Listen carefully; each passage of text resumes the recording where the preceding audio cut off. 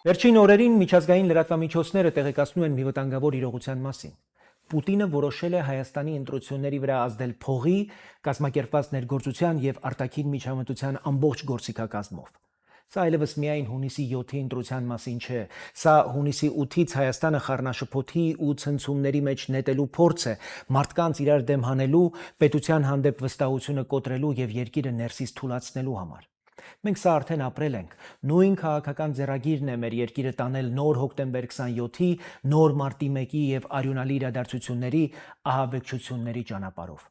Պուտինը եւ նրա հայաստանյան հանցակիցները Քոչարյանի գլխավորությամբ ուզում են հետընտրական իրադարձությունների ժամանակ Հայաստանը բռնացնել մենակ, մեկ առաջնորդի եւ մեկ կուսակցության վրա ամբողջ հարվածը կենտրոնացնելու եւ պետությունն անպաշտպան դարձնելու համար։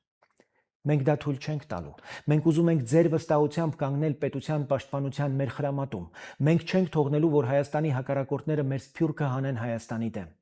Ռուսաստանում, Եվրոպայում, Ամերիկայում ապրող հայը Հայաստանի թշնամին չէ, նա մեր եղբայրն է, մեր ուժն է, մեր տան մի մասն է։ Հայաստանը պետք է ասի. «Տեր եմ իմ սփյուռքին, տեր եմ իմ քաղաքացուն, տեր եմ պետությանը»։ Հունիսի 7-ին ընտրությունը մեր տան դռանը կանգնելու մասին է։ Հայաստանը մեր վերջին հենման կետն է։ Պահենք այն ամուր, սթափ եւ աչքի լույսի պես։